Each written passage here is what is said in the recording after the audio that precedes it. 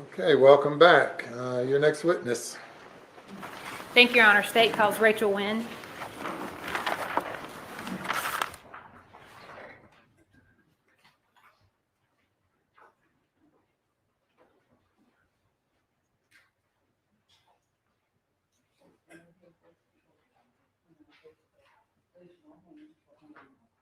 Do you solemnly swear or affirm that the testimony about to be in this case will be the truth and the truth, and nothing but the truth, so help you God? Thank you. Please have a seat. State your full name and address.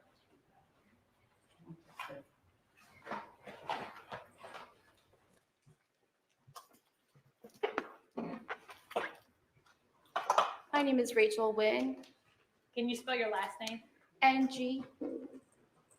Nguyen. Agent Wynn, where do you work? I work at the South Carolina Law Enforcement Division, most commonly known as SLED. And how long have you worked for SLED?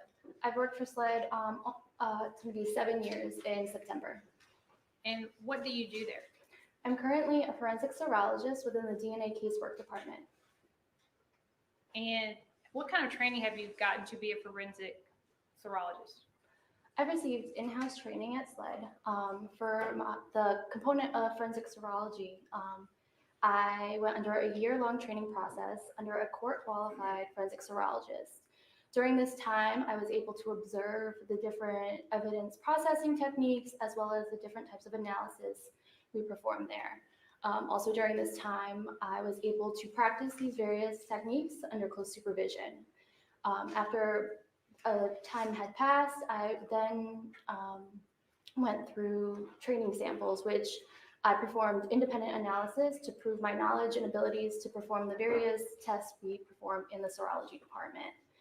Once that was successfully completed, I then entered a competency phase. So that's testing my knowledge and abilities to perform all the techniques that we perform independently. This competency phase included a written exam, an oral exam, a competency test, which is a mock case, as well as a mock court. Once all these components were successfully completed, I was then deemed able to do independent analysis within the area of forensic serology. After that time, I did undergo another year-long training process in the area of DNA extraction and DNA quantitation. Briefly, what that is that would be trying to pull out DNA from different substances and then seeing if there's any present. That was much similar to my serology training. I was supervised under a court-qualified DNA analyst. I was able to observe the various extraction techniques as well as the quantitation process. Then I performed various practice samples. These samples are non-casework samples to prove my ability to perform these different techniques. Then, much similar to my serology training, I had to perform these techniques independently on training samples. There were 50 of them. Once that was completed, I then went under another competency phase. It was very similar. There was a written exam, an oral exam, a mock case, and then a mock court.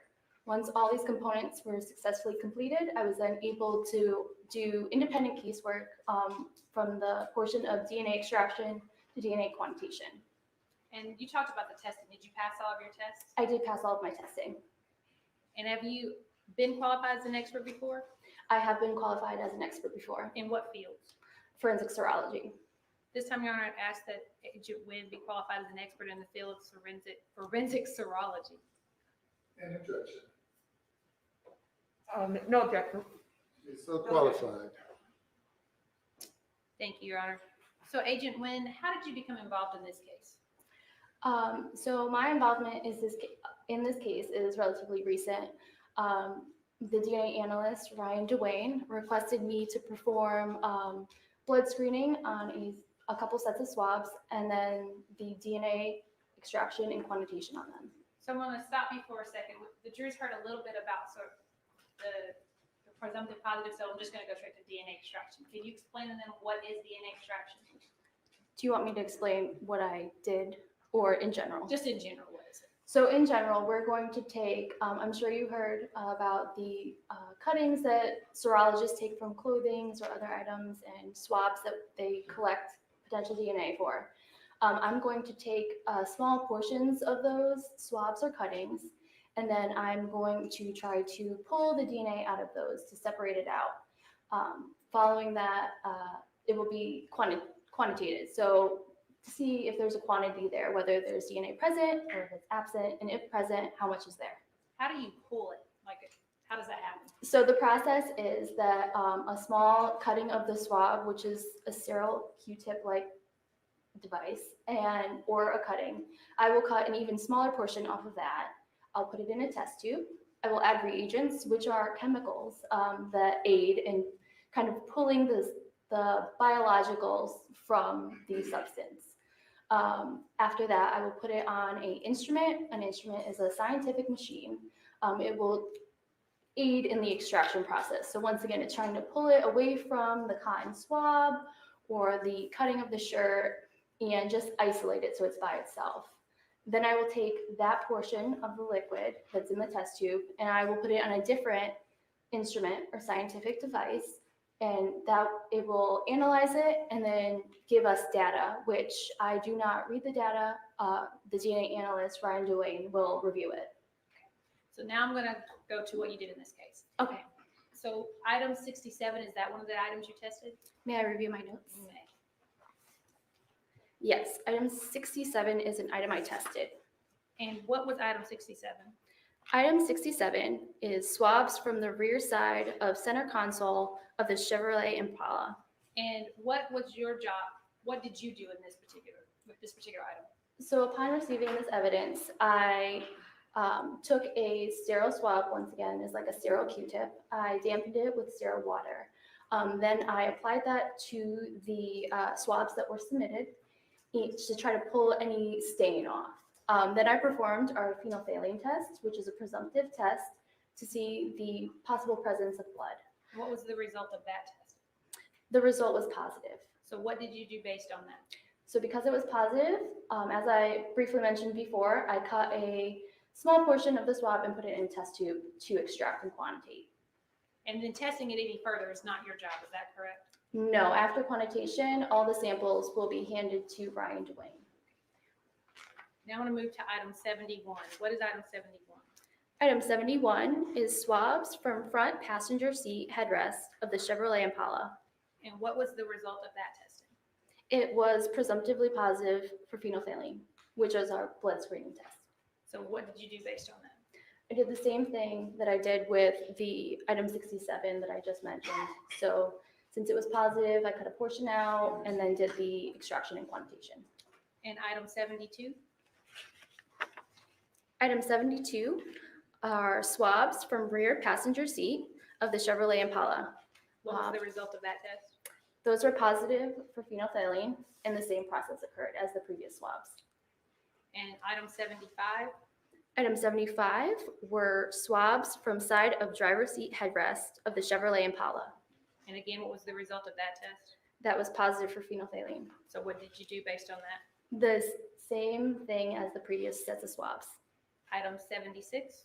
Item 76 is swabs from rear driver's side seat of Chevrolet Impala. And what was the result of that test? It was positive for phenolphthalein. So what did you do based on that? The same process as the previous swabs. All right. Item 77. Item 77 is swabs from driver's seat, seat buckle receiver of Chevrolet Impala.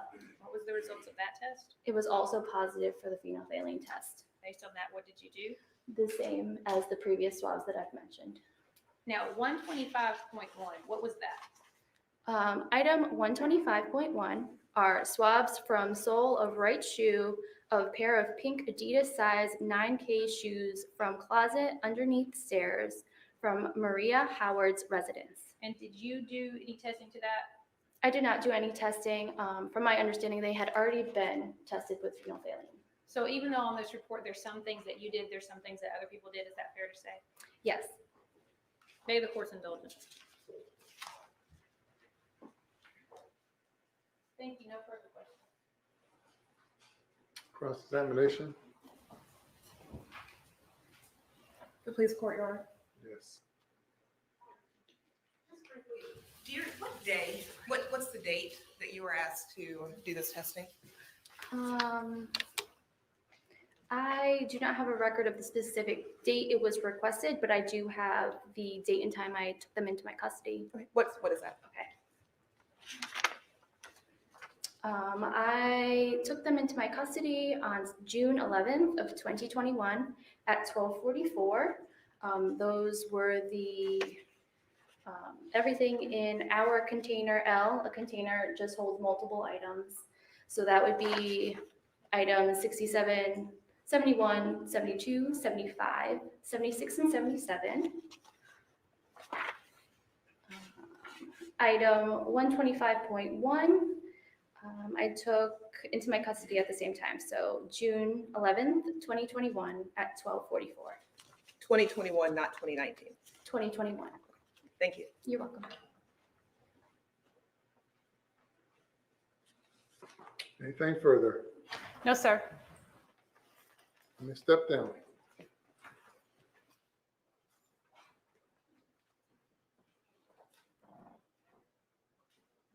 Next witness. The state calls Agent Ryan Dwayne.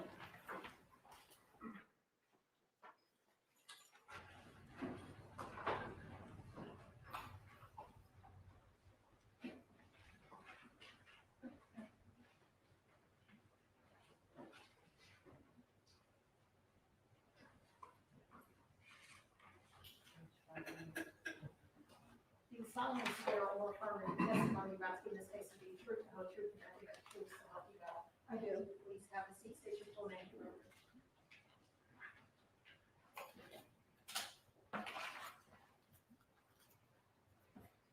Thank you.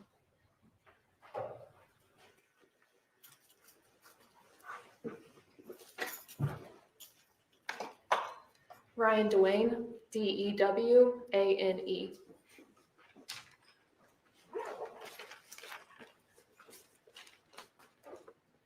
Good afternoon. Good afternoon. Agent Dwayne, where are you employed? I work for the South Carolina Law Enforcement Division, also known as SLED. Please tell the jury what your duties are at SLED. I am a forensic scientist assigned to the DNA casework department, How long have you been there? approximately 5.5 years. Can you tell the jury a little bit about your background, training, and any additional experience you might have? I have a Bachelor of Science degree in biology pre-professional from Appalachian State University in Boone, North Carolina. I also have 2 minors in chemistry and English. I'm currently pursuing my Master's of Science degree in biology from Clemson University in Greenville, South Carolina. During my education, I have completed courses in molecular biology, genetics, statistics, and biochemistry. These 4 courses are considered the foundations of forensic biology. When I was hired at SLED, I underwent an extensive training program. This training program included practice samples, training samples, mock cases, written exams for DNA and serology, a report writing exam, an oral exam, a technical review exam, a competency, and a mock court exam. Do you participate in any training or continuing education? Yes, we are required to complete approximately 8 hours of continuing education yearly. How many times have you ever testified in court before? I have Approximately how many times? 8 times. And have you ever been qualified as an expert? I have In what field? forensic DNA analysis and serology. Your Honor, at this time, the state would offer Agent Dwayne as an expert in DNA analysis, forensic DNA analysis and serology. No objection. She's so qualified. Thank you, Your Honor. Agent Dwayne, what is DNA? DNA stands for deoxyribonucleic acid. This is just a chemical found in all of our bodies. We get half of it from our mother and half from our father, and aside from identical twins, no 2 people will have the same DNA profile. So when we talk about DNA analysis, what does that mean?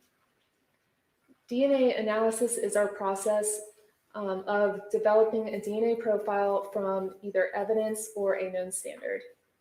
You said developing a DNA profile. What does that mean? A DNA profile is your biological DNA represented in the form of a series of numbers, and this is what we use to compare. So in terms of comparison, what are you doing with the DNA profile in order to compare it? How does that process work?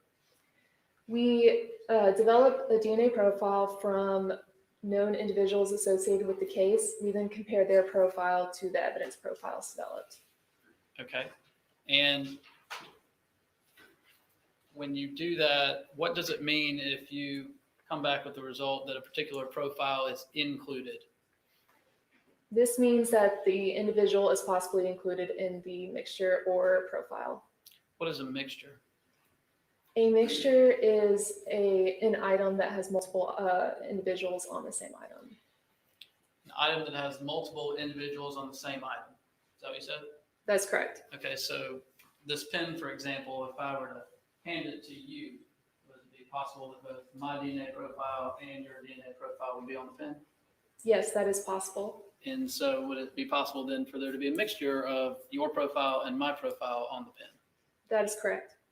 So if you receive an item of evidence, if you receive this pen under that example, what would you do in order to determine which profile belongs to which person? We use a statistical software program called StarMix to do our comparisons. And as a result of using that software, you can have a result where somebody, I believe you said, is included in the mixture, correct? That is correct. Could you also have a DNA profile excluded? Yes, that is correct. All right. So you used StarMix, you said, to conduct this analysis, correct? That is correct. How do you report results of that analysis? If we have any possible inclusions, then we report that conclusion with a statistic. Okay. Is the same true about exclusions? If an individual is excluded, then we just say that they are excluded from the profile. With no statistical value to the level of exclusion, I guess? That is correct. Okay. So when you're talking about these statistics, you said you assign a statistical value if there's a profile included, correct? That is correct. All right. So how do you explain what that statistic is and what that means? We have a verbal scale at the end of our reports. This shows our level of support based on the number that's generated. And what does that verbal scale consist of? We have multiple levels of support. Our lowest level is weak support. We then have, moderate support, strong support, and then very strong support. So the highest level of certainty, not certainty, but the highest level statement that you would make about the inclusion of my DNA on this pen, if the science backed it up, are you saying that would be that there is very strong support for my inclusion? For that conclusion, yes. Okay. Do you guys, in regards to StarMix, that type of analysis, do you use the word match? We do not. And does that mean that you're any less confident about a particular result than if you did use the word match? No. So you said that there's a number that you associate a statistical value, right? How does that number, what is the relationship between that number and the level of support in the verbal scale you just described? The larger the number is, the more support will be associated with it. Our strongest level of support starts at 1 million and above. All right. And when you're talking about these statistics, can you tell the jury in the context of that, what a likelihood ratio means? A likelihood ratio is the type of statistic that we calculate for StarMix. This is simply a mathematical comparison of two possible scenarios that it could explain the DNA profile that we get. The number that is generated is always supporting which scenario is more likely to create that profile. Two scenarios, you compare them. One scenario suggests what? The first scenario suggests that an individual is included, And the second? that they're excluded or it's someone else. Okay. Shifting gears slightly, just talking about DNA in general, because there's obviously a lot of items of evidence that you tested. how is it that DNA evidence actually ends up on a person or an item or a thing? We can get DNA evidence from biological fluids such as saliva, sweat, or blood. We can also get it from hair, and most commonly we get it from touch, which just means that you leave cells behind when you touch something. Okay, and that could be from any other person that you come in contact with? That is correct. Could it end up even be any person that you have not come in close contact with? Under certain circumstances, that is correct. Okay. Now, conversely, can you talk about some reasons how I could come in close contact with someone and their DNA does not end up somewhere on me? This would depend on many different factors. If you did not physically interact with the person, it is unlikely that your DNA would be present. If you're wearing clothing and they only touch your clothing, it's unlikely, or it's less likely that your DNA would be transferred. If you're to touch their skin and they're sweating, then that's a higher chance of collecting their DNA. Some individuals are also what we call shedders, which is a phenomenon where some people end up shedding their cells much more frequently than the average person. All right, thank you. Let's turn your attention to the specific items in the case that you tested. You generated a lengthy report in connection with this case. Is that correct? That is correct. Do you have that in front of you? I do. Okay. All right, I want to turn your attention to item 2 on your report. And what is item 2? Item 2 is swabs from the left shoe back white in color portion of Nathaniel Rowland. Okay. And do you have any results for that item as it relates to Samantha Josephson? I do. What is your result? A DNA profile suitable for comparison was developed. The DNA profile was interpreted as a mixture originating from 2 individuals. The first scenario is Samantha Josephson and an unidentified, unrelated individual contributed to the mixture, versus scenario 2, where it's 2 unidentified, unrelated individuals that contributed to the mixture, meaning she's not a contributor. The result of that comparison is the DNA profile is approximately 3.8 septillion times more likely if Samantha Josephson and an unidentified, unrelated individual contributed to the mixture than if 2 unidentified, unrelated individuals contributed to the mixture. Tying back in our verbal scale, what level of support is that for Samantha Josephson's inclusion in the profile on Mr. Rowland's shoe? This would fall into our very strong support range. Okay. All right. Let's talk about a couple other items of Mr. Rowland, relating to Mr. Rowland. Item number 4. That's your item number, not an exhibit number. Item 4 are swabs from underneath Mr. Rowland's right hand fingernails. Is that correct? That is correct. All right. And what was your, let me ask you this. What results do you have related to Ms. Josephson in regard to Mr. Rowland's right hand fingernails? The DNA profile was interpreted as a mixture originating from 3 individuals. Because these are Nathaniel Rowland's fingernails, we can expect his DNA to reasonably be there. So his DNA profile is considered in both scenarios. So scenario 1 is Nathaniel Rowland, Samantha Josephson, and an unidentified, unrelated individual contributed to the mixture, versus the scenario where Nathaniel Rowland and 2 unidentified, unrelated individuals contributed to the mixture. The result of that comparison is the DNA profile is approximately 94 million times more likely if Nathaniel Rowland, Samantha Josephson, and an unidentified, unrelated individual contributed to the mixture than if Nathaniel Rowland and 2 unidentified, unrelated individuals contributed to the mixture. Just making sure I got it. So we're talking about Mr. Rowland's right hand fingernails, correct? That is correct. And obviously he's going to be included in that mixture, correct? It's reasonable to expect his DNA to be included.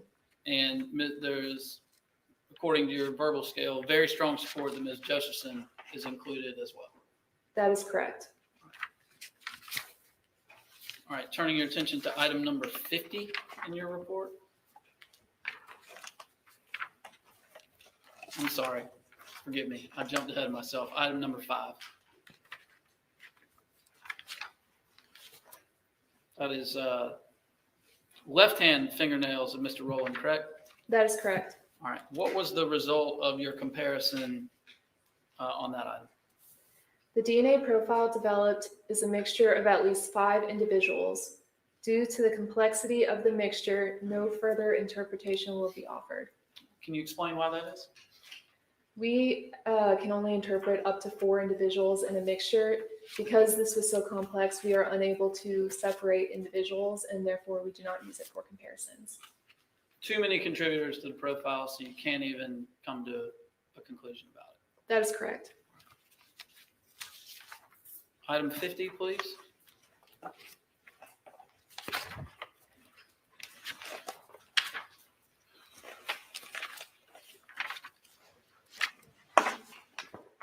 Page 22 of your report.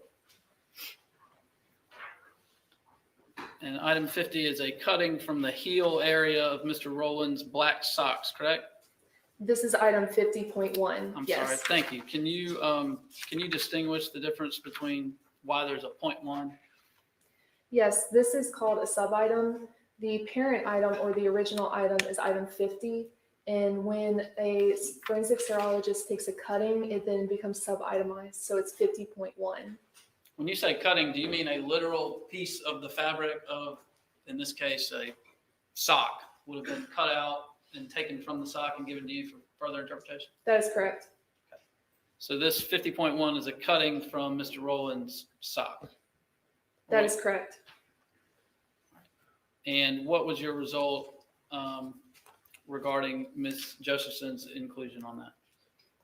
A DNA profile suitable for comparison was developed. The DNA profile was interpreted as a mixture originating from 2 individuals. The first scenario is Samantha Josephson and an unidentified, unrelated individual contributed to the mixture versus a scenario where it's 2 unidentified, unrelated individuals that contributed to the mixture.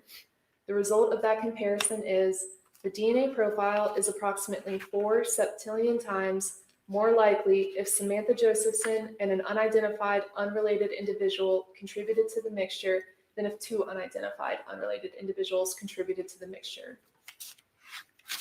All right, so, okay, thank you. Item 54, excuse me. 54.1.1 on page 23. Cutting from bandana from Mr. Rowland, is that right? That is correct. Show you. It's already been marked as states 11. States 11 that is in evidence. I believe these are the 2 bandanas that were taken. Does that look to be correct? I did not see the parent item. I only received a cutting. Fair enough.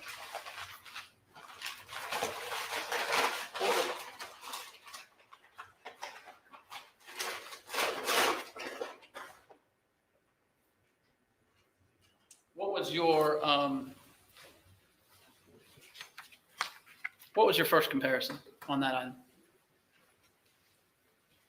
This was a comparison to Samantha Josephson.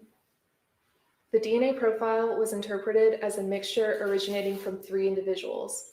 The first scenario is Samantha Josephson and 2 unidentified, unrelated individuals contributed to the mixture versus the scenario where it's 3 unidentified, unrelated individuals that contributed to the mixture. The result of that comparison is the DNA profile is approximately 2.6 septillion times more likely if Samantha Josephson and 2 unidentified, unrelated individuals contributed to the mixture than if 3 unidentified, unrelated individuals contributed to the mixture. Okay, so earlier you talked about mixtures. So this item is a mixture, you said, of 3 different individuals. Is that correct? That is correct. And based on what you've just described, is it your testimony that as one of the contributors to that mixture, there is very strong support that it is Ms. Josephson, is that right? In order for this DNA profile to have been developed, yes. All right. So as far as a second profile and your second comparison on that item, the bandana for Mr. Rowland, what was your conclusion there? Under the same scenarios, but comparing Nathaniel Rowland, the DNA profile is approximately 14 sextillion times more likely if Nathaniel Rowland and 2 unidentified, unrelated individuals contributed to the mixture than if 3 unidentified, unrelated individuals contributed to the mixture. 14 sextillion, is that in the very strong support category? It is. So of the 3 profiles found in the bandana, very strong support for Samantha, correct? That's correct. And very strong support for Mr. Rowland, correct? That's correct. All right. And then part of the statement is that there's also could be an unidentified, unrelated individual. Is that correct? That's correct. All right. Now, this jury has heard you several times thus far reference that phrase, unrelated, unidentified individual. Can you explain why that phrase is so prevalent throughout your report? Whenever we have a mixture of, in this example, 3 individuals, if we can have positive associations with multiple people, but we have an unknown profile that does not match any of the standards submitted in this case, then we just label that as an unidentified, unrelated individual. Every time you reference this unidentified, unrelated individual, are you talking about one person, like the same person for each one? No, not necessarily. Okay. So it could be one person who's not part of your known profiles to compare on one item and somebody completely different on another item. Yes, that is possible. All right. I want to turn your attention to a grouping of items you tested relating to Ms. Josephson. So I'm going to send you back to item number 11 from your report on page 8.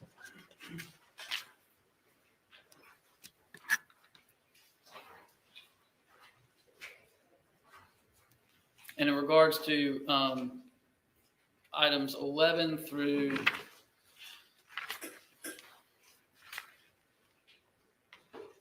15, are those all, according to your report, suspected hairs from the body of Ms. Josephson?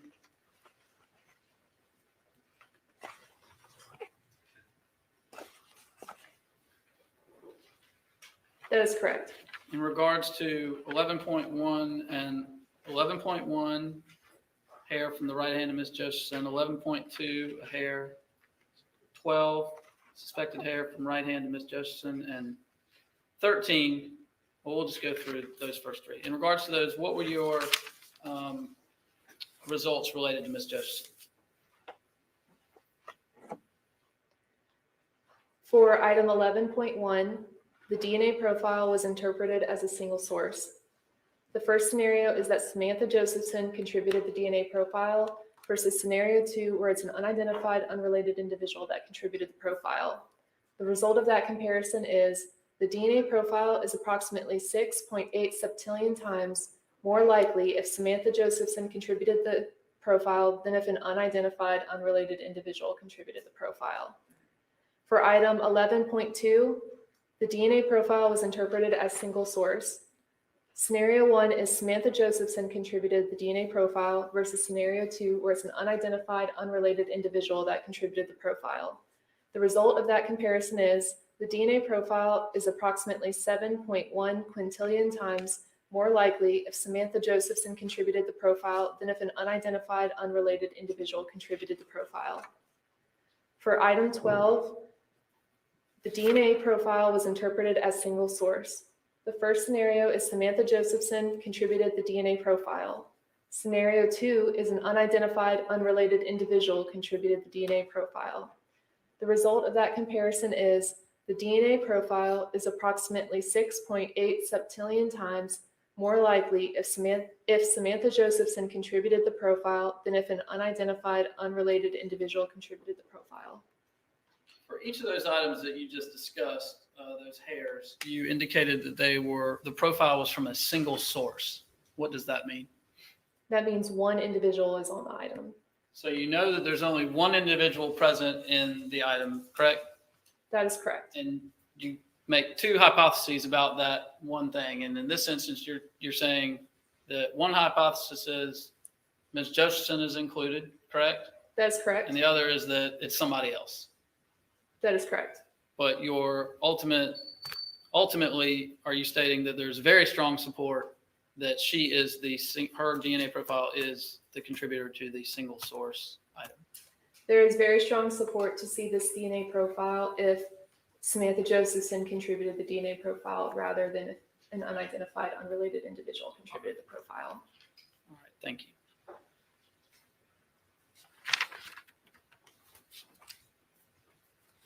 And is it fair to say that the same would be true for the same conclusions in terms of very strong support for Ms. Josephson's inclusion would be correct for items 14.1, suspected hair, and 14.2, suspected hair, and 15, suspected hair from crotch region of pants on Samantha Josephson? That is correct. Okay.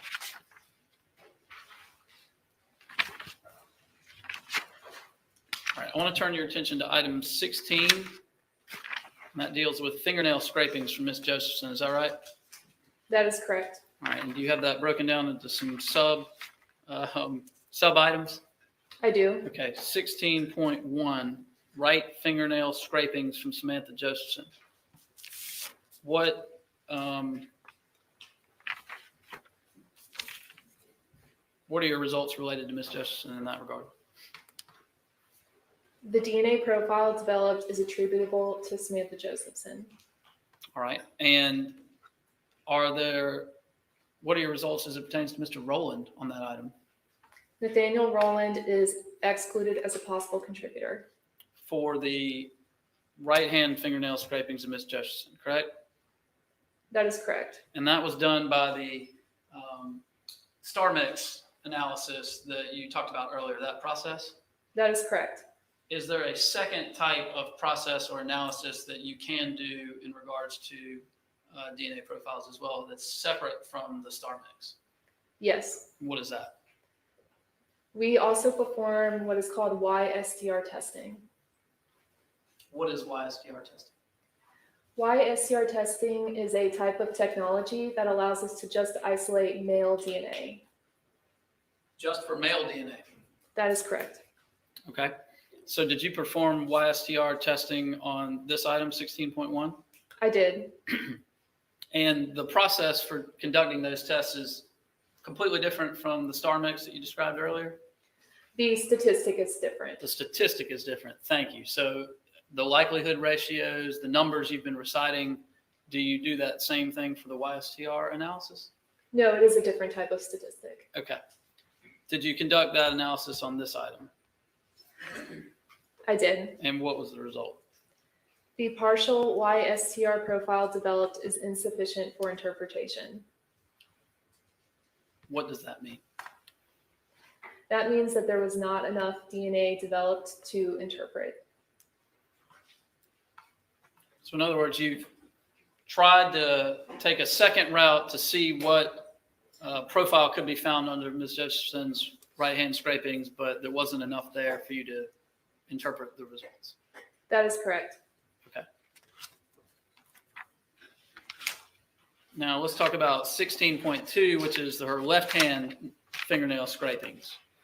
Again, in that situation, under the star mix, under star mix, what was your finding? The DNA profile developed is attributable to Samantha Josephson. And I'm sorry, was Mr. Rowland included or excluded as part of that? Nathaniel Rowland is excluded as a possible contributor. Did you attempt to do any YSTR analysis on that item? I did. And what was the result? No YSTR profile was developed. Okay. And how is that different from what you just described a moment ago about insufficient for interpretation? No profile developed means there was no DNA developed. Insufficient means there was a little bit of DNA, but not enough to interpret it or make any comparisons to it. All right. Now those were scrapings, I believe, but item 17 are fingernail clippings from Ms. Josephson's right hand. What's the difference between a scraping and clipping? A fingernail clipping is when you clip the nail off, the tip of the nail. A scraping is when you take a device and you just scrape underneath the nail and then you swab that device for DNA. And again, on 17, that one, the fingernail clippings from the right hand, the profile belongs to Ms. Josephson, is that right? The DNA profile developed is attributable to Samantha Josephson. And regarding Mr. Rowland, Nathaniel Rowland is excluded as a possible contributor. excluded meaning there's no presence of his DNA under those items. On that, pursuant to star mix analysis, correct? That is correct. There was no other profile developed. No other profile developed. Okay. Was there a YSTR profile developed on this item? Yes. All right. And what was the result of that profile's analysis? Due to the inability to determine a number of contributors, no further interpretation will be offered regarding the YSTR profile. Why does the number of contributors to a profile impact whether or not you can interpret it? For this type of testing, we need to know how many individuals are included in order to know if it's suitable for statistics. So you couldn't determine how many people were present as part of this YSTR profile, correct? That is correct. All right, let's talk about number 18, item 18, fingernail clippings from the left hand of Ms. Josephson. What are your results related to Ms. Josephson? Well, let me ask you this. What is your first comparison regarding that item? The DNA profile was interpreted as a mixture originating from 3 individuals. Samantha Josephson is contributing to the mixture. These are her fingernails, so we can reasonably expect her DNA to be present. So she will be present in both scenarios. The first scenario is Samantha Josephson, the person of interest, which just means whoever we're comparing to this mixture, and an unidentified, unrelated individual contributed to the mixture, versus the scenario of it being Samantha Josephson and 2 unidentified, unrelated individuals that contributed to the mixture. The result of that comparison is, under the listed propositions, the following individuals are excluded as contributors to this mixture: Xavier McFadden, Nathaniel Rowland, Marcus Dwayne Williams, Maria Howard, Oshimer Williams, and Derod Fleming. All of those individuals are excluded from the profile from Ms. Josephson's nail clippings. That is correct. All right. Did you do a YSTR test on that one? I did. And what was the result? The YSTR profile developed is a mixture of at least 2 male individuals. The YSTR profile of the major contributor to this mixture is from an unidentified male individual A. Due to the limited information developed, no further interpretation will be offered regarding the minor contributor. All right, so now we're into a whole nother territory with the YSTR that we haven't talked about previously. You just described in the YSTR that there can be a major contributor and a minor contributor to the YSTR profile. That is correct. All right, what does that mean? A major contributor means that they're the individual contributing the most DNA to a mixture. A minor contributor is the profile that is left. And you said as far as the major goes, it's an unidentified individual? That is correct. And again, this could be somebody completely different from the unidentified individuals you mentioned earlier. Yes, that is correct. Or it could be the same. That is correct. Or it could be any number of anybody at any point. Yes, that is correct. Okay. And because of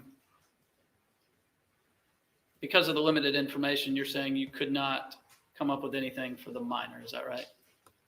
Yes, no further interpretation could be offered regarding the minor. All right. So regarding the minor contributor to this YSTR analysis of, just for reference, Ms. Josephson's left-hand fingernail clippings, the major, you say, is unidentified, right?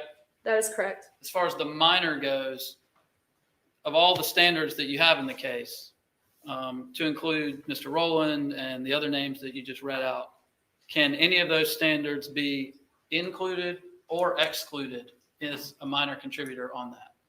I can make no comparisons to any of the individuals concerning the minor contributor. Just can't say one way or the other because there's not enough information. That is correct. All right. You spoke earlier about the ability for a person to pick up DNA from various places. I believe you talked about touch DNA. Can you talk about that a little bit more about what touch DNA is? Touch DNA is skin cells left behind when you touch an item. Okay. And how could a person, say, in a courtroom or a bar or a restaurant, pick up some sort of touch DNA onto their person? There are many scenarios where this could happen. If you were to touch something like a doorknob, then you may leave your DNA there. Another individual may then touch behind you, and you could also pick up their DNA. If you were to touch someone's arm, then you can pick up their DNA or leave your DNA behind. There are certain circumstances wherein it's more likely to leave DNA. For instance, if that individual is sweating and you touch their arm, it's more likely that their DNA will, you'll pick up their DNA rather than if you don't. And in regards to this item, we were just most recently talking about YSTR testing, correct? That is correct. So we're talking about male DNA profiles. Mm-hmm. So would it be unusual to you if an individual was riding in a car with multiple males to have a Y profile appear under someone's nails or on their person? I cannot offer an opinion on that. I can say that if there is contact or if an individual were to touch something that had a lot of another individual's DNA on it, then yes, you could pick up their DNA. Okay. All right. In regards to item 19, which is a swab from Ms. Josephson's left ankle, what were your results related to Ms. Josephson? A DNA profile suitable for comparison was developed. DNA attributable to Samantha Josephson is present in this profile. DNA not attributable to Samantha Josephson is also present in this profile. Due to the limited information obtained regarding the foreign contributor, no further comparisons will be offered. All right. Go ahead. The partial YSTR profile developed is a mixture of at least 3 male individuals. Due to the inability to calculate a statistic, no further interpretation will be offered. All right, so we're talking about her left ankle, and obviously she's part of the profile, correct? That is correct. It's a mixture, is that right? Yes, And one part of the mixture is her, that is correct. but you can't determine how many other contributors there are to the mixture.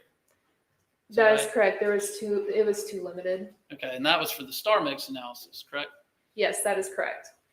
For the YSTR, there's a mixture of how many individuals? At least 3 male individuals. But you're unable to calculate a statistic of that nature, is that right? That is correct. Can you talk about some of the ways in which we've talked about touch DNA in terms of like your hands, you touch the doorknob, you touch something like that. Well, this item deals with ankle.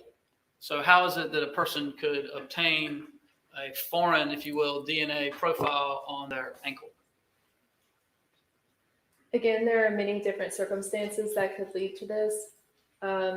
If someone were to touch your ankle, then your DNA profile could be present. If the individual were to rub up against another individual's leg or anything that maybe they had a lot of DNA on, these are also circumstances when it would be possible to pick up their DNA. All right, thank you. I want to move ahead to item 84.1. That's on page 30 of your report.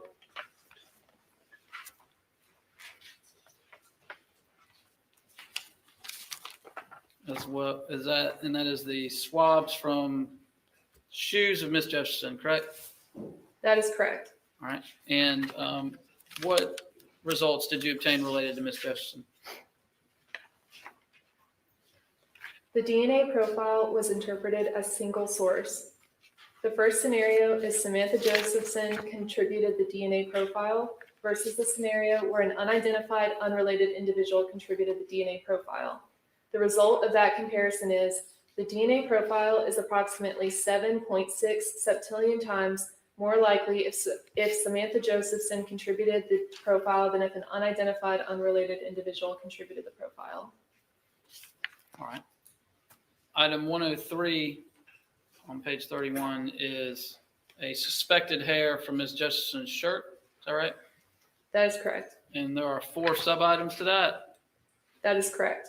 Is it fair to say that for 3 of those 4 sub-items of the hair from her shirt that no DNA profile is developed? Is that right?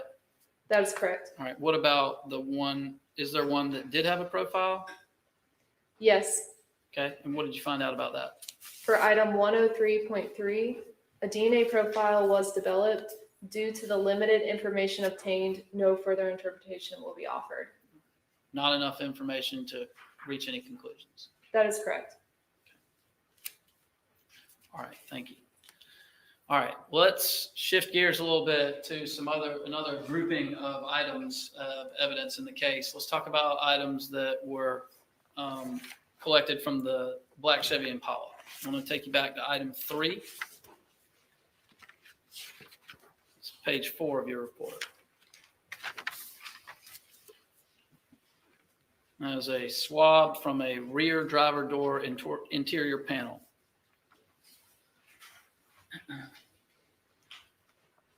Did you test that, or was any testing done for that item for it, whether or not it was blood? Yes. What was the result of that? Presumptive testing for blood was positive. Okay. And then as far as the DNA analysis, what are your results related to Ms. Josephson on the swab from the driver door interior panel? The DNA profile was interpreted as a mixture originating from 2 individuals. The first scenario is Samantha Josephson and an unidentified, unrelated individual versus the scenario of it being 2 unidentified, unrelated individuals. The result of that comparison is the DNA profile is approximately 3 septillion times more likely if Samantha Josephson and an unidentified, unrelated individual contributed to the mixture than if 2 unidentified, unrelated individuals contributed to the mixture. So in regards to that swab from the interior of the rear driver door panel, very strong support that that blood is Ms. Josephson's. Is that correct? I cannot say that result. It was presumptive for blood, right? That is correct. Very strong support that her DNA is included in that mixture. Very strong support for the possible inclusion of Samantha Josephson. Thank you.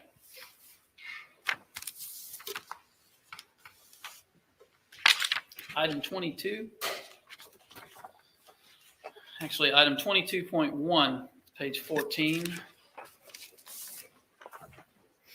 That is a swab from a stain below address window on envelope with handwritten list on back, correct? That is correct. All right. What was your first comparison that you did on the envelope, the stain from an envelope? The DNA profile was interpreted as a mixture originating from 2 individuals. The first scenario is Samantha Josephson and an unidentified, unrelated individual contributed to the mixture versus the scenario where 2 unidentified, unrelated individuals contributed to the mixture. The result of that comparison is the DNA profile is approximately 3.7 septillion times more likely if Samantha Josephson and an unidentified, unrelated individual contributed to the mixture than if 2 unidentified, unrelated individuals contributed to the mixture. What were your findings for that item as it pertained to Mr. Rowland or any of the other standards that you were provided? Under the same scenario, the following individuals are excluded as contributors to the mixture: Xavier McFadden, Nathaniel Rowland, Marcus Dwayne Williams, Maria Howard, Oshimer Williams, and Gerard Fleming. All right. 22.2 is the same envelope with the handwritten list, but this is a swab from the outer edge of that item. What was your first comparison on that item? The DNA profile was interpreted as a mixture originating from 3 individuals. The first scenario is Samantha Josephson and 2 unidentified, unrelated individuals contributed to the mixture versus the scenario of 3 unidentified, unrelated individuals contributing to the mixture. The result of that comparison is The DNA profile is approximately 42 billion times more likely if Samantha Josephson and 2 unidentified unrelated individuals contributed to the mixture than if 3 unidentified unrelated individuals contributed to the mixture. So again, using your verbal scale, there is, would it be correct to say that there's very strong support that Ms. Josephson is part of the mixture on that item, the envelope outer edge? There's very strong support to see this DNA profile if the scenario where Samantha Josephson is included as a possible contributor. All right, thank you. Were there any other individuals that were included in that analysis? There were not. All right, I want to take you to item 38.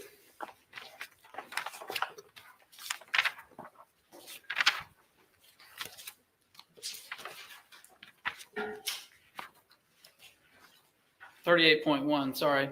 That is, what item is that? These are swabs from the cuff area and in between fingers of item 38, which are blue plastic gloves from the front passenger door panel of the Chevrolet Impala. What were your results of that analysis? The DNA profile developed is a mixture of at least 5 individuals. Due to the complexity of this mixture, no further interpretation will be offered.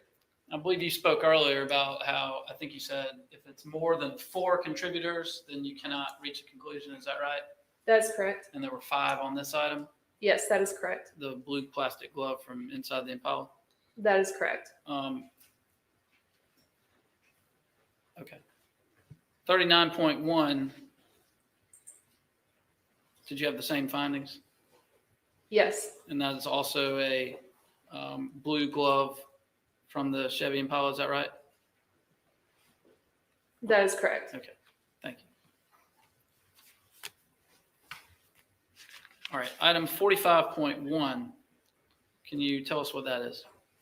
These are swabs from the right sleeve near the cuff of a black jacket, brand Robert Comstock size XL, from the rear passenger seat of the Chevrolet Impala. And how many profiles were developed from that swab? The DNA profile was interpreted as a mixture originating from 2 individuals. All right, and what are the results related to Ms. Josephson on that item, the jacket? In the scenario where Samantha Josephson and an unidentified, unrelated individual contributed to the mixture versus the scenario of it being 2 unidentified, unrelated individuals that contributed to the mixture, the result is the DNA profile is approximately 3.7 septillion times more likely if Samantha Josephson and an unidentified, unrelated individual contributed to the mixture than if 2 unidentified, unrelated individuals contributed to the mixture. Were any of the other known standards that you have included in that mixture? No. Staying with the black Comstock jacket found from the Impala, item 45.2, I'd ask you the same question about your first proposition in that. The DNA profile was interpreted as a mixture originating from 3 individuals. The first scenario is Samantha Josephson and 2 unidentified, unrelated individuals contributed to the mixture versus a scenario of being 3 unidentified, unrelated individuals. The result of that comparison is the DNA profile is approximately 2.7 septillion times more likely if Samantha Josephson and 2 unidentified, unrelated individuals contributed to the mixture than if 3 unidentified, unrelated individuals contributed to the mixture. All right. And were any of the other known standards included in that profile? No. Okay. Can you talk for a moment about the relationship between touch DNA, as you described it earlier, versus DNA profiles developed from other bodily fluids, such as blood on a particular item within a mixture? The type of DNA that we get from blood is from the white blood cells within it. The type of DNA we get from touch DNA is from skin cells. We typically have more abundance in blood than we would in skin cells. So is it fair to say that if there was an item that contained blood, it could overpower a touch DNA sample if there was any other DNA on whatever the item is? Yes, that is possible. Item 45.3, also part of the Robert Comstock jacket from the backseat of the Impala. What was your finding as a result of that analysis? The DNA profile developed is a mixture of at least 5 individuals. Due to the complexity of this mixture, no further interpretation will be offered. Item 62, that's on page 24. It's the swab from the steering wheel of the Impala. Were you able to reach any results regarding the steering wheel as it pertains to Mr. Rowland? Yes, the DNA profile was interpreted as a mixture originating from 3 individuals. In the scenario where Nathaniel Rowland and 2 unidentified, unrelated individuals contributed to the mixture versus the scenario where 3 unidentified, unrelated individuals contributed to the mixture. The result is the DNA profile is approximately 970 billion times more likely if Nathaniel Rowland and 2 unidentified, unrelated individuals contributed to the mixture than if 3 unidentified, unrelated individuals contributed to the mixture. And again, the level of support on your verbal scale that goes with that statistic regarding Mr. Rowland's inclusion of the mixture on the steering wheel is what? This statistic falls in our very strong support range. Which is your highest level of support? That is correct. Did you also have any results regarding this steering wheel item as it relates to Maria Howard? I did. All right. And what was that result? Under the same scenarios, the DNA profile is approximately 41 septillion times more likely if Maria Howard and 2 unidentified, unrelated individuals contributed to the mixture than if 3 unidentified, unrelated individuals contributed to the mixture. Item 63 is the gear shift from the Impala, correct? That is correct. What was the first comparison you did regarding the gear shift of the Impala? The DNA profile was interpreted as a mixture originating from 4 individuals. In the scenario, Samantha Josephson and 3 unidentified, unrelated individuals contributed to the mixture versus it being 4 unidentified, unrelated individuals that contributed to the mixture. The result of that comparison is the DNA profile is approximately 390 billion times more likely if Samantha Josephson and 3 unidentified, unrelated individuals contributed to the mixture than if 4 unidentified, unrelated individuals contributed to the mixture. All right. And then regarding the same item, the gear shift, was Mr. Rowland included in that as well? Under the same scenario, the DNA profile is approximately 150 billion times more likely if Nathaniel Rowland and 3 unidentified, unrelated individuals contributed to the mixture than if 4 unidentified, unrelated individuals contributed to the mixture. So in regards to both Mr. Rowland and Ms. Josephson, there is very strong support for their inclusion on the gear shift as part of the mixture, correct? That is correct. All right. And then lastly, in regards to the gear shift, what were your findings as it pertains to Maria Howard?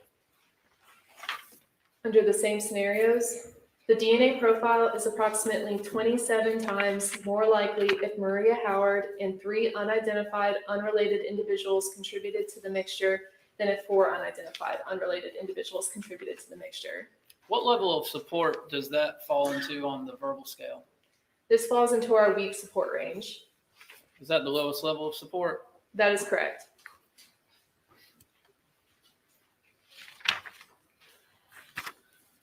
All right, sticking with the car, item 64, a swab from the exterior door handle of the rear passenger side of the Impala, correct? That is correct. All right. Was Ms. Josephson included in that profile? Or that mixture, rather? The DNA profile was interpreted as a mixture originating from 3 individuals. Samantha Josephson and 2 unidentified, unrelated individuals contributed to the mixture versus 3 unidentified, unrelated individuals contributing to the mixture. The result of that is the DNA profile is approximately 140 quadrillion times more likely if Samantha Josephson and 2 unidentified, unrelated individuals contributed to the mixture than if 3 unidentified, unrelated individuals contributed to the mixture. And the level of support for Samantha's inclusion on this item, the door handle of the rear passenger side, is what? This statistic falls in our very strong support range. Okay, same item, same swab, same profile, mixture, excuse me. What was your result related to Mr. Rowland? The DNA profile is approximately 9,100 times more likely if Nathaniel Rowland and 2 unidentified unrelated individuals contributed to the mixture than if 3 unidentified unrelated individuals contributed to the mixture. What level of support does that correspond to? This statistic falls in our moderate support range. All right, last one regarding that exterior door handle. What was the result regarding Maria Howard? The DNA profile is approximately 2 times more likely if Maria Howard and 2 unidentified unrelated individuals contributed to the mixture than if 3 unidentified unrelated individuals contributed to the mixture. 2 times. Does that fall in the weak support category? That is correct. All right, item 139. I apologize. I need to add something to Sure. that Yes, result. yes. Whenever there's the possible inclusion of multiple individuals in a mixture, we have to compare them together just to make sure that still works.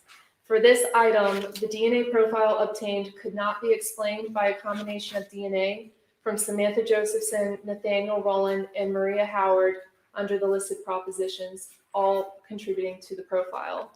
When we have this happen in an item, it is recommended to draw your conclusion based on our level of support for the the statistic associated with the individual. All right, thank you. Item 139.1, page 61. What is that item? These are swabs from the foot, bed, and understrap of black and red Nike flip-flop from the trunk of the Chevrolet Impala. Were you able to interpret that item? The DNA profile developed is a mixture of at least 5 individuals. Due to the complexity of the mixture, no further interpretation can be offered. All right. Item 140.1. What is that? This is a swab from scraping the interior of a black beanie, the brand Field Grade, from the trunk of the Chevrolet Impala. Okay. And what was your first comparison to that item? The DNA profile was interpreted as a mixture originating from 4 individuals. The first scenario is Samantha Josephson and 3 unidentified, unrelated individuals contributed to the mixture versus a scenario of 4 unidentified, unrelated individuals contributing to the mixture. The result of that comparison is the DNA profile is approximately 210,000 times more likely if Samantha Josephson and 3 unidentified, unrelated individuals contributed to the mixture than if 4 unidentified, unrelated individuals contributed to the mixture.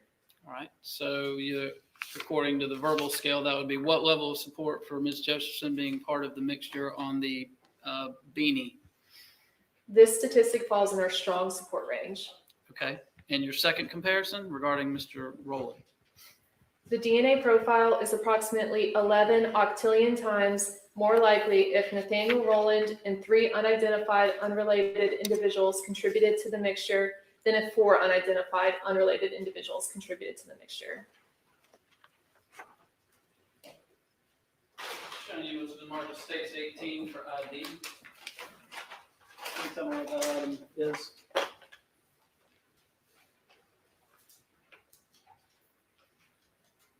This is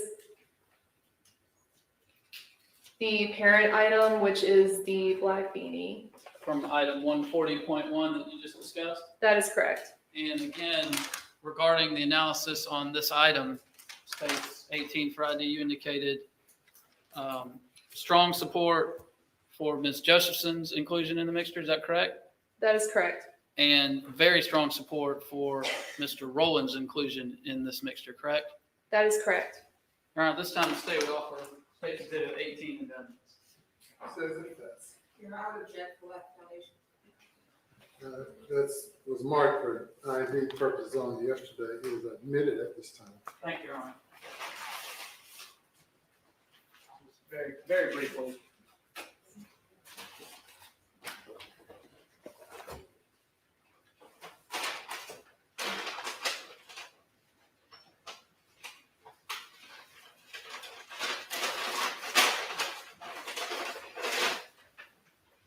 That's the meeting we're talking about, Agent Dwayne, correct? I did not see the parent item. I only received the The cutting. cutting from this item, I guess, from item 140.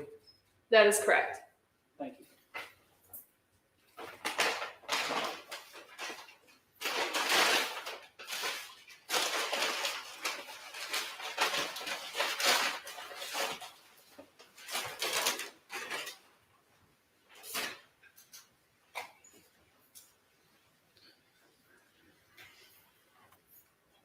All right, one more item regarding the, well, a couple more items regarding the car.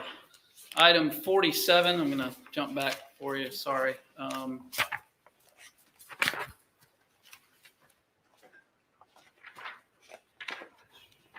47.1, that's on page 20, is that right? That is correct. All right. And what was your results regarding that related to Samantha Josephson on that item? What is the item, 47.1? These are swabs from the footbed and understrap of a black and red left side flip-flop found in the trunk of the Chevrolet Impala. And your results were related to Ms. Josephson on the flip-flop from the trunk. The DNA profile was interpreted as a mixture originating from 3 individuals. The first scenario is Samantha Josephson and 2 unidentified, unrelated individuals contributed to the mixture versus the scenario of 3 unidentified, unrelated individuals. The result of that comparison is the DNA profile is approximately 2.9 septillion times more likely if Samantha Josephson and 2 unidentified, unrelated individuals contributed to the mixture than if 3 unidentified, unrelated individuals contributed to the mixture. Very strong support, correct? That statistic falls in our very strong support range. And what about your results as it pertains to Mr. Rowland in regards to the flip-flop from the trunk? Under the same scenarios, the DNA profile is approximately 35,000 times more likely if Nathaniel Rowland and 2 unidentified, unrelated individuals contributed to the mixture than if 3 unidentified, unrelated individuals contributed to the mixture. All right, thank you. And what level of support was that? This falls into our strong support range. Thank you.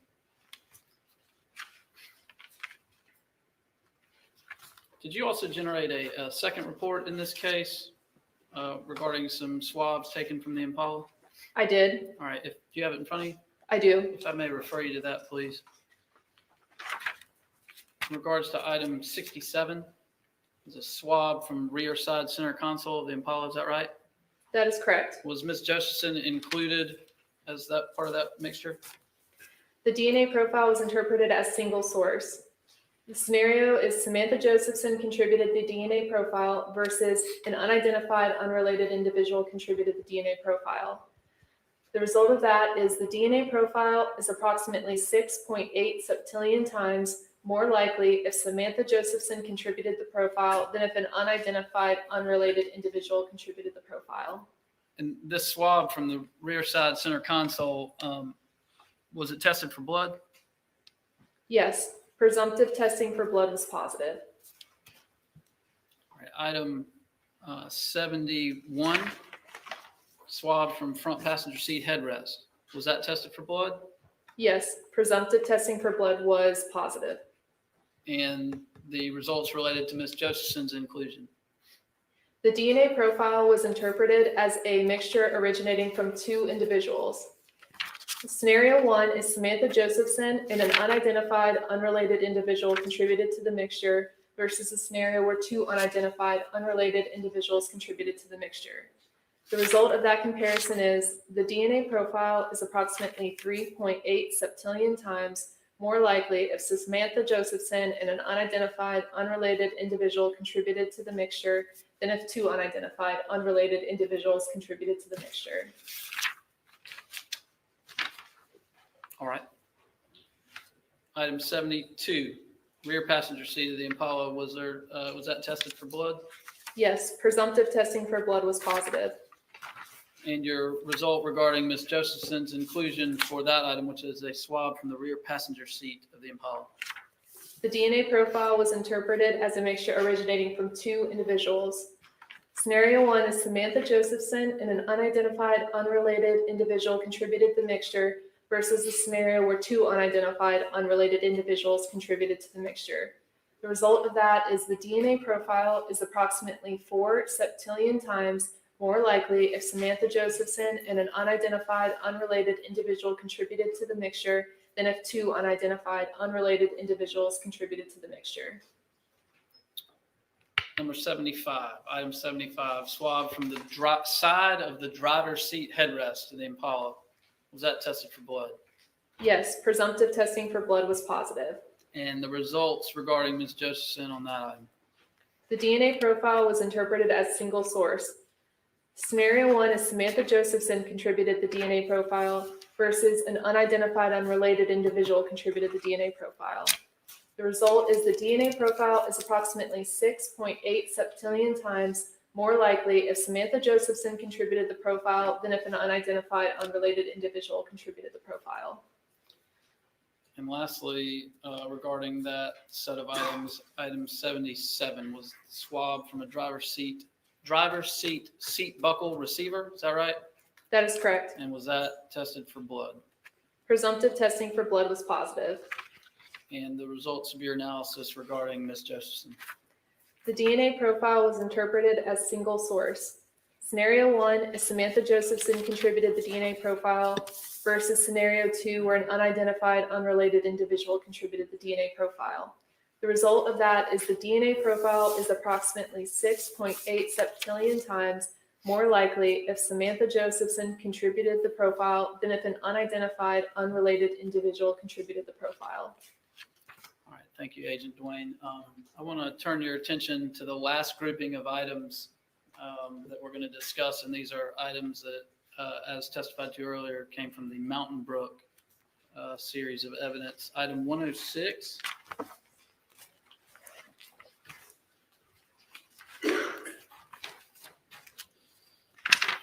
Should review that, let's all stand for a moment.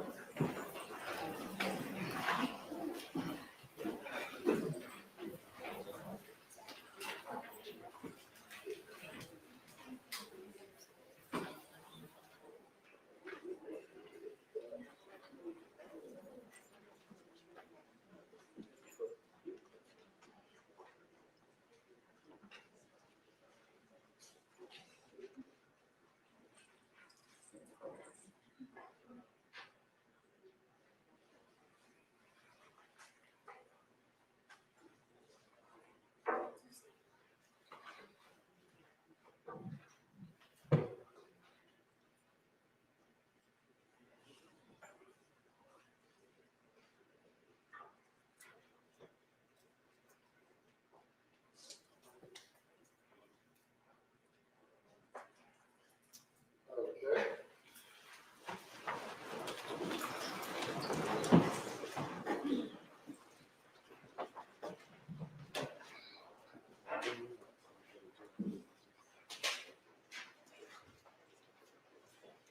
All right.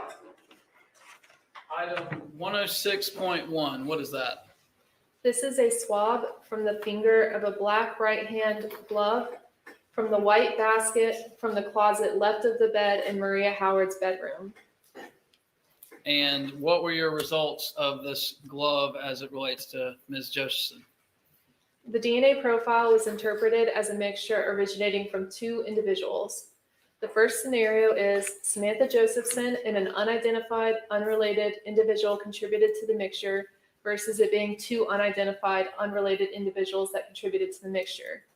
The result of that comparison is the DNA profile is approximately 4 septillion times more likely if Samantha Josephson and an unidentified, unrelated individual contributed to the mixture than if 2 unidentified, unrelated individuals contributed to the mixture.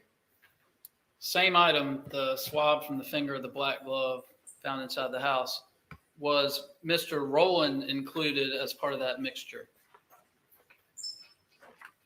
Under the same scenario, the DNA profile is approximately 5 times more likely if 2 unidentified unrelated individuals contributed to the mixture than if Nathaniel Rowland and an unidentified unrelated individual contributed to the mixture. Thank you. There was also one on 106.2.1, that's a hair from the same right-hand glove, it appears. Is that right? That is correct. Okay. And what was the result of the analysis of that hair? The DNA profile was interpreted as single source. Scenario 1 is Samantha Josephson contributed the DNA profile versus scenario 2, an unidentified unrelated individual contributed the DNA profile. The result of that comparison is the DNA profile is approximately 6.7 septillion times more likely if Samantha Josephson contributed the DNA profile than if an unidentified unrelated individual contributed the profile. Once again, that corresponds with which level of support? Our very strong support range. All right. Item 107.1 is a swab from a cuff of a black left-hand glove from the white plastic Family Dollar bag number 2, correct? That is correct. All right. And if you would tell the jury what your results were regarding Ms. Josephson on that glove found from the Family Dollar bag. The DNA profile was interpreted as a mixture originating from 4 individuals. The first scenario is Samantha Josephson and 3 unidentified unrelated individuals contributed to the mixture versus scenario 2 of 4 unidentified unrelated individuals contributing to the mixture. The result of that comparison is the DNA profile is approximately 2.5 septillion times more likely if Samantha Josephson and 3 unidentified unrelated individuals contributed to the mixture than if 4 unidentified unrelated individuals contributed to the mixture. Same item. What were your findings as it relates to Mr. Rowland? The DNA profile is approximately 460,000 times more likely if Nathaniel Rowland and 3 unidentified unrelated individuals contributed to the mixture than if 4 unidentified unrelated individuals contributed to the mixture. So in terms of the level of support, item 107.1, the left glove in the Family Dollar bag, the level of support for Ms. Josephson's inclusion is? This falls into our very strong support range. And on that same item, the level of support for Mr. Rowland's inclusion? This falls into our strong range. Okay.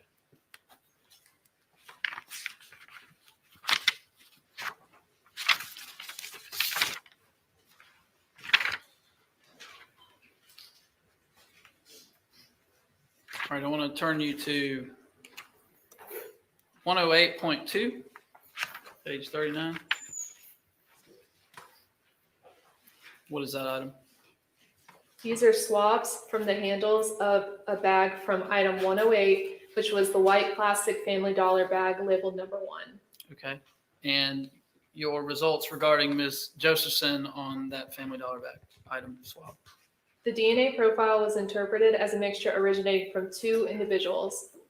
The first scenario is Samantha Josephson and an unidentified unrelated individual contributed to the mixture versus a scenario of 2 unidentified unrelated individuals contributing to the mixture. The result of this comparison is the DNA profile is approximately 3.5 septillion times more likely if Samantha Josephson and an unidentified unrelated individual contributed to the mixture than if 2 unidentified unrelated individuals contributed to the mixture. And again, at the risk of repeating myself, the unidentified individuals you refer to, again, this could be somebody different than the ones we talked about before, correct? Yes, that is correct. Could be the same. Yes, that is correct. No way to know, correct? That is correct. All right, 108.3.1, that is page 39, I believe. Yes. What is that item? This is a cutting from 5 wads of possible paper towels from miscellaneous contents removed from the bag from item 108, which was the white plastic Family Dollar bag labeled number 1. What was your first comparison that you did? The DNA profile was interpreted as a mixture originating from 3 individuals. The first scenario is Samantha Josephson and 2 unidentified, unrelated individuals contributed to the mixture versus the scenario of 3 unidentified, unrelated individuals contributing to the mixture. The result of that comparison is the DNA profile is approximately 56 million times more likely if Samantha Josephson and 2 unidentified, unrelated individuals contributed to the mixture than if 3 unidentified, unrelated individuals contributed to the mixture. Same item, what were your results regarding Mr. Rowland?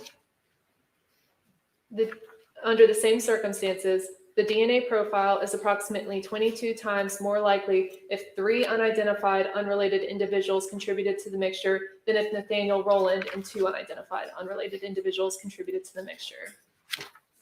All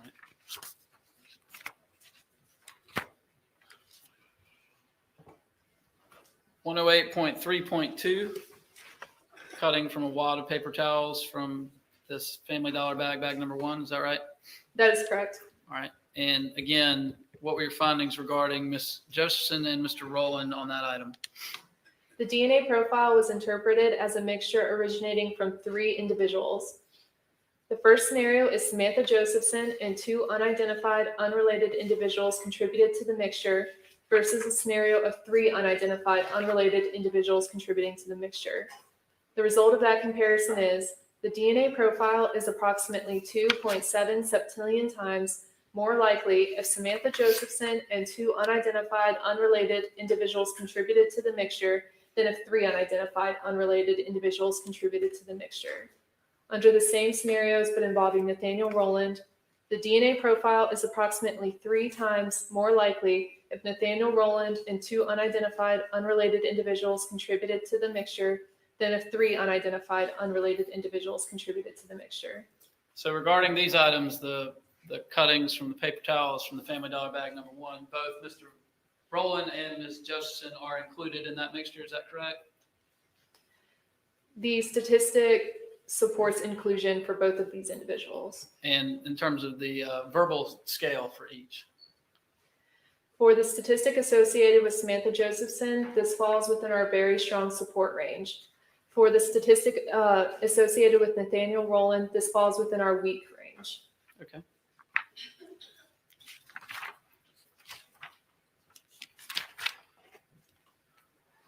.3.3, what is that item? These are swabs from entire exterior as they were submitted of 3 gloves from miscellaneous contents removed from the bag from item 108, which was the white plastic Family Dollar bag number 1. Why does the description of the item say as submitted?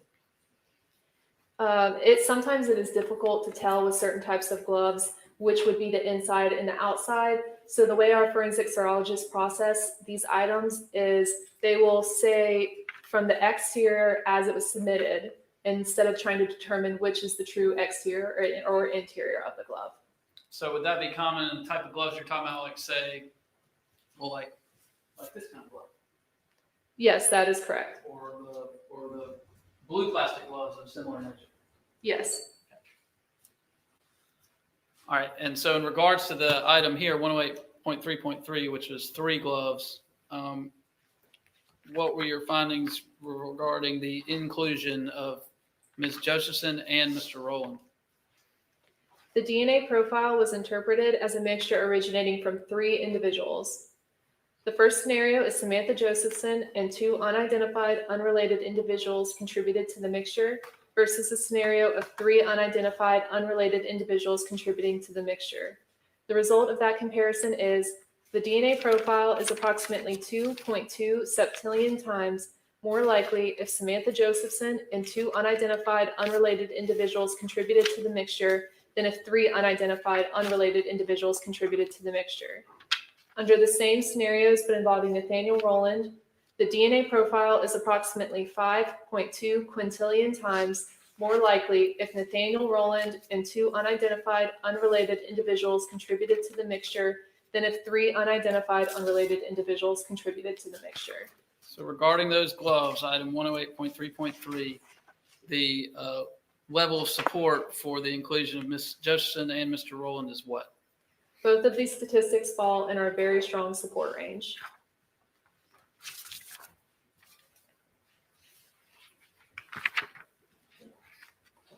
All right.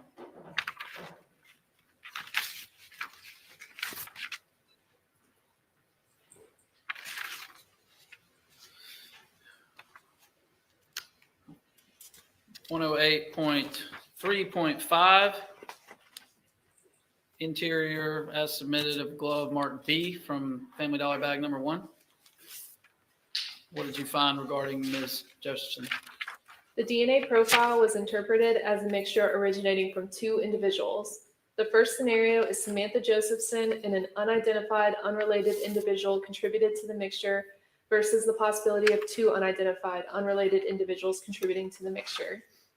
The result of that comparison is the DNA profile is approximately 3.5 septillion times more likely if Samantha Josephson and an unidentified, unrelated individual contributed to the mixture than if 2 unidentified, unrelated individuals contributed to the mixture.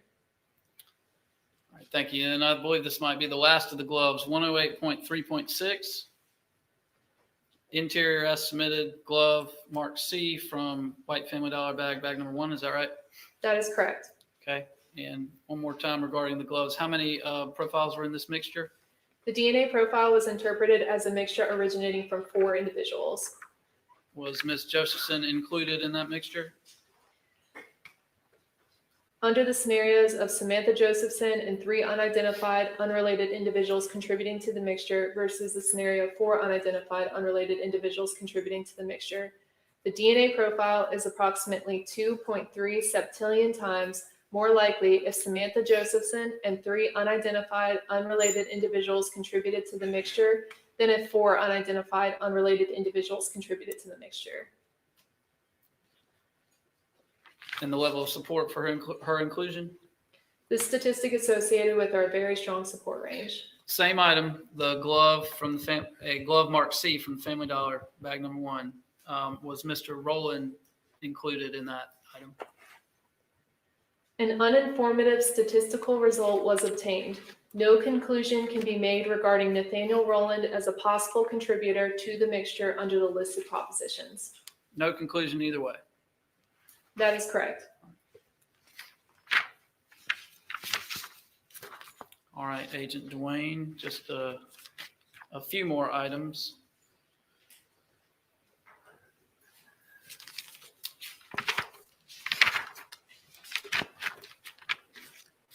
One 128.3, it's on page 52 of your report. What is that item? These are swabs from the interior of a Dollar General bag from item 128, which was a black bag from the trash can. And the results regarding Ms. Josephson. The DNA profile was interpreted as single source. In the scenario of Samantha Josephson contributing the DNA profile versus the scenario of an unidentified, unrelated individual contributing the DNA profile, the result of that is the DNA profile is approximately 6.8 septillion times more likely if Samantha Josephson contributed the profile than if an unidentified, unrelated individual contributed the profile. Is it fair to say that you got the same result as it pertains to 128.4, a swab from an interior IGA bag out of the same item? That is correct. And the same result as well for 129.1, cutting from toilet paper from inside that trash can? That is correct. Single source with Ms. Josephson, correct? That is correct. Very strong support for Ms. Josephson. That is correct. All right.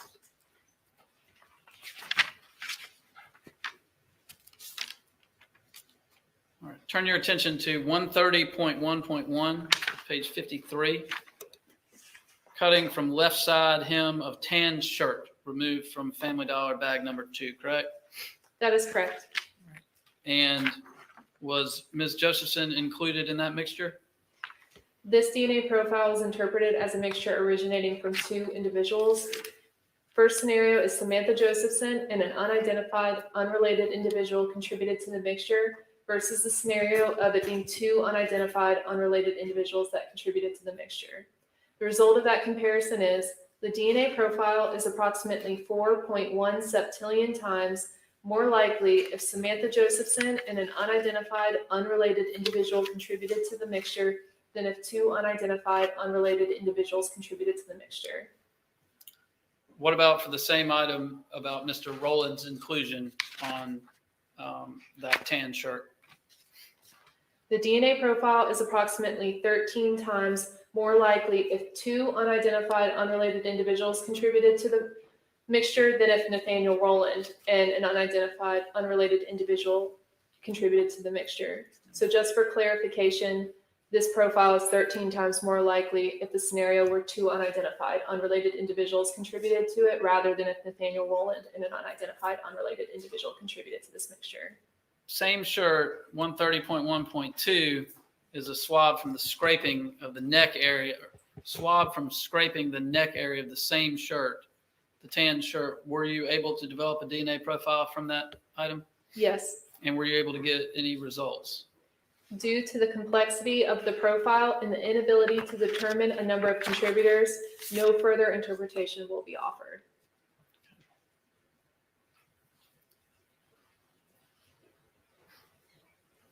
.3 swab from the stain along open edge of the Family Dollar bag, bag number 2. Is Ms. Josephson included in that profile? This profile is interpreted as single source. The scenario 1 is Samantha Josephson contributed the DNA profile versus an unidentified unrelated individual contributed the profile. The result of that comparison is the DNA profile is approximately 6.8 septillion times more likely if Samantha Josephson contributed the profile than if an unidentified unrelated individual contributed the profile. Fair to say that the same result for the swab on 130.4 from the interior of a cardboard roll out of that Family Dollar bag, bag 2? That is correct. I'd like to turn your attention to a couple final items, and then I'll be done. Let me jump back to your other report very quickly, to your second report. Item 125.1. What is that item? These are swabs from the sole of the right shoe of a pair of pink size 9K shoes from the closet underneath the stairs of Maria Howard's residence. And your results regarding Ms. Josephson's inclusion on that item? The DNA profile was interpreted as a mixture originating from two individuals. The first scenario is Samantha Josephson and an unidentified unrelated individual contributed to the mixture versus a scenario of two unidentified unrelated individuals contributing to the mixture. The result of that is the DNA profile is approximately 3.5 septillion times more likely if Samantha Josephson and an unidentified unrelated individual contributed to the mixture than if two unidentified unrelated individuals contributed to the mixture. Thank you. Make you jump back one last time to page 57 of your first report, item 131.1.1.1. What is that item? This is a cutting from the right cuff of a shirt removed from item 131, which was the white plastic Family Dollar bag labeled number 3. I'm going to show you what's been marked or admitted into evidence. States 329 into evidence. If you could look at the outside of the bag, what your item number is that? This is item number 131.1. And how does that pertain to the item that we are talking about there? That would have been a parent item to this. Parent item. Can you again say what that means? That means the original item as submitted. And then when we sub-itemize, that means that we're taking cuttings or swabs or some part of that away. Okay. So this 131, which is states 329, is the parent item. Is that correct? That is correct. Okay. So in your analysis of the cutting from this item, what did you find in regards to Samantha Josephson being included or excluded? The DNA profile was interpreted as a mixture originating from 4 individuals. The first scenario is Samantha Josephson and 3 unidentified, unrelated individuals contributed to the mixture versus it being 4 unidentified, unrelated individuals that contributed to the mixture. The result of that comparison is the DNA profile is approximately 5.5 billion times more likely if Samantha Josephson and 3 unidentified unrelated individuals contributed to the mixture than if 4 unidentified unrelated individuals contributed to the mixture. Same item. What were your findings regarding Mr. Rowland's inclusion? For the same scenarios, the DNA profile is approximately 10 trillion times more likely if Nathaniel Rowland and 3 unidentified unrelated individuals contributed to the mixture than if 4 unidentified unrelated individuals contributed to the mixture. Once again, the level of support for each of their inclusions. Both of these statistics are associated with our very strong support range.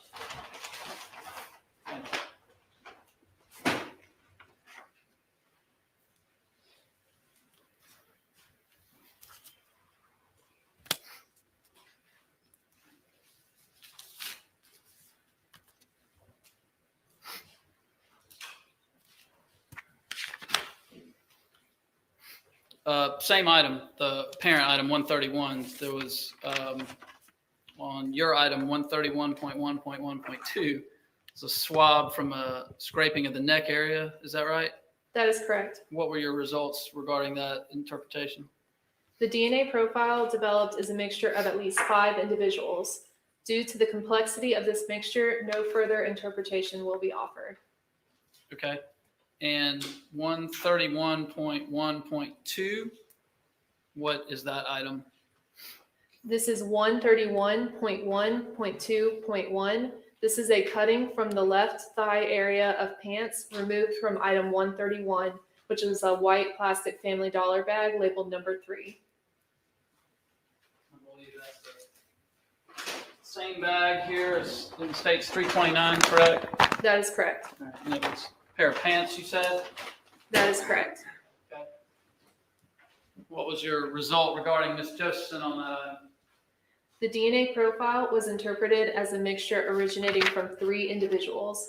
The first scenario is Samantha Josephson and 2 unidentified unrelated individuals contributed to the mixture versus a scenario of 3 unidentified unrelated individuals contributing to the mixture. The result of that comparison is the DNA profile is approximately 3.1 septillion times more likely if Samantha Josephson and 2 unidentified unrelated individuals contributed to the mixture than if 3 unidentified unrelated individuals contributed to the mixture. And regarding Mr. Rowland? Under the same scenarios, the DNA profile is approximately 55 times more likely if Nathaniel Rowland and 2 unidentified unrelated individuals contributed to the mixture than if 3 unidentified unrelated individuals contributed to the mixture. Thank you.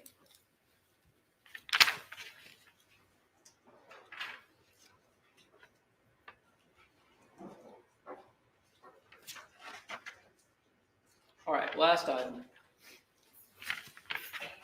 This is item 104.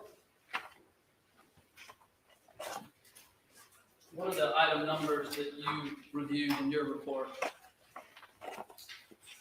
regarding 104? Is it 104.1, 0.2, and 0.3? 104.1, 104.2, 104.3.1, and that's correct. All right, I'm going to show you what has been introduced into evidence already as states 295.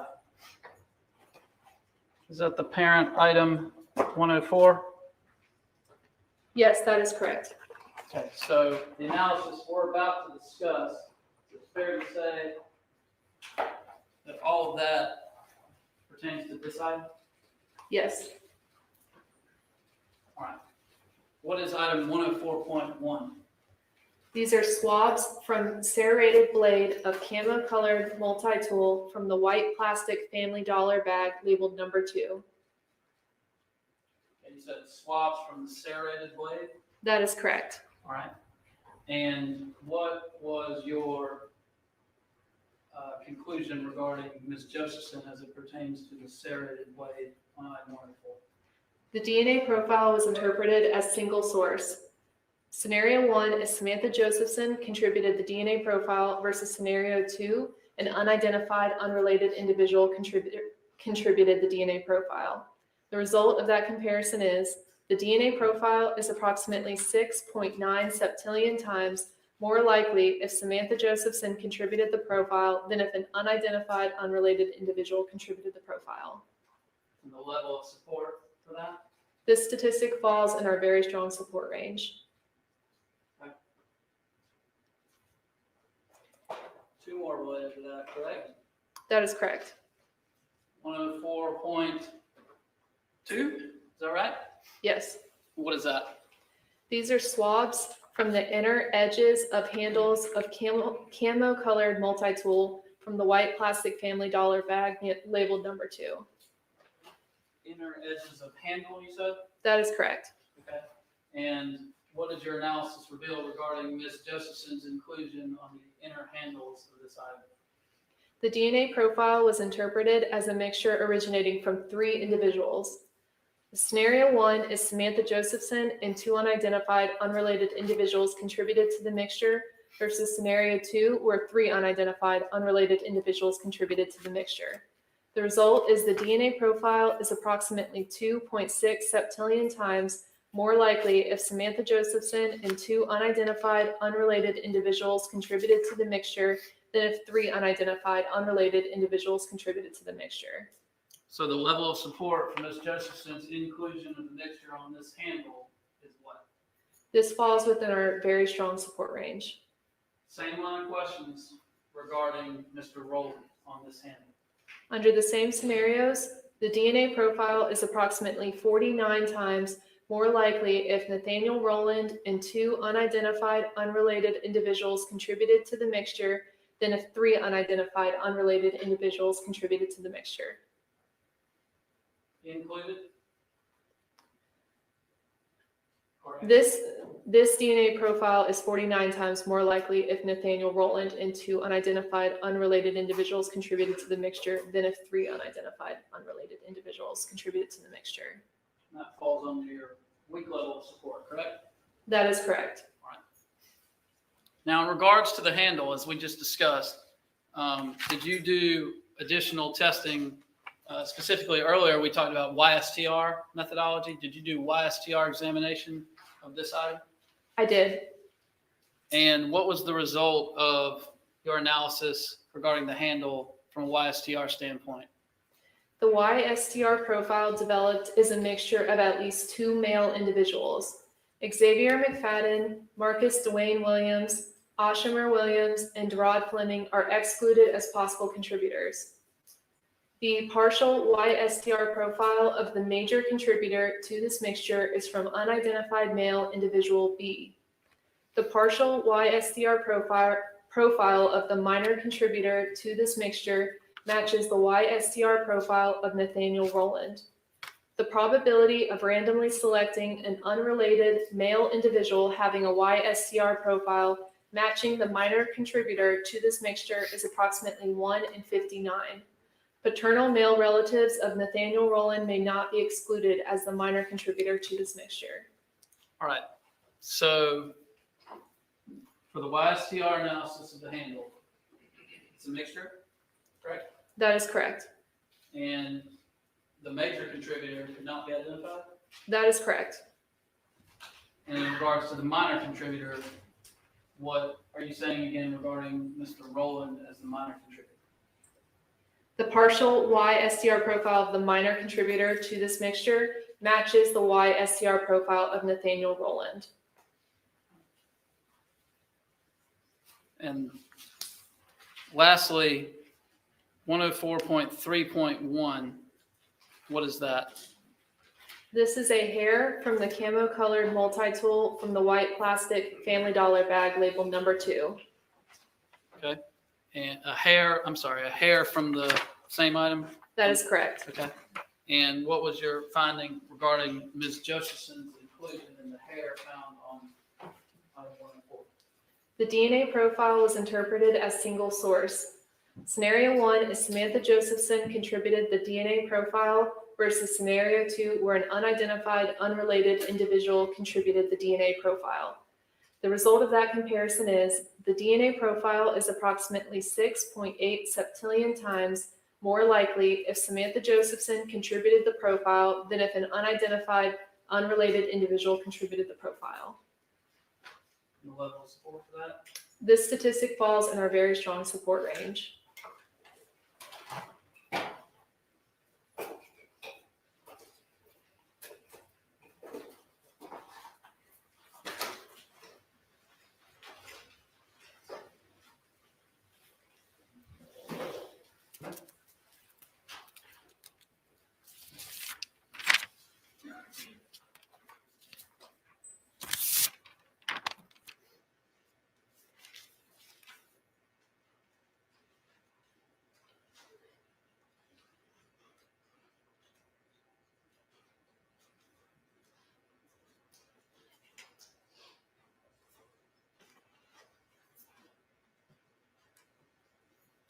Agent Dwayne, thank you very much. Those are all my questions. Ladies and gentlemen, we'll take about 15 minutes. Please do not discuss the case.